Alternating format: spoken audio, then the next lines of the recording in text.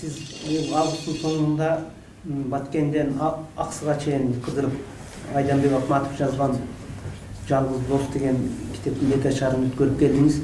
Мына мен өзүм барып Лейлекте даярдык көрүп, эл күтүп аткан, бирок бара албай калдыңыз да. Ошол Лейлек району менен Сүлүктү шаарынын эли алиге чейин күтүп атат, эмне үчүн келбей калды деп сизге ошого жооп берип койбойсузбу? Мен бир эмес бир канча жолу жооп бердим.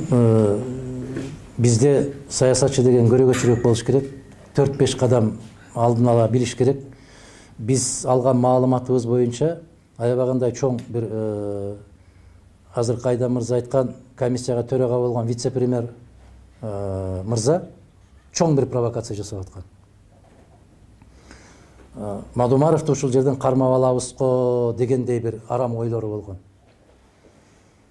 Булар ошол провокациялык ишти башташып алып, аны токтото албай калып, мен Лейлекке барбай калышымды эсебин албай калыш.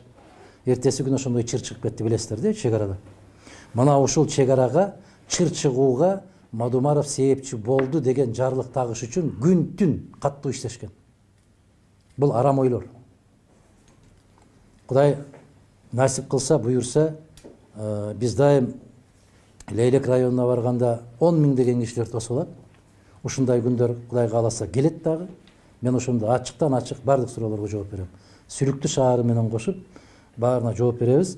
Булардын арам ою ишке ашпай калды. Аябай өкүнүчтүү болуп калышты да.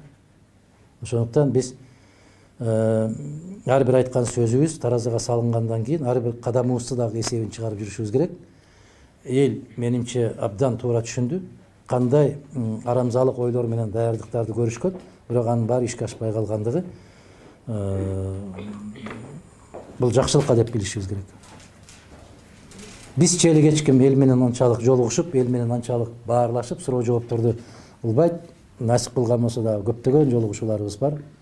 Бүтүндөй Кыргызстандын эли менен барабыз буюрса.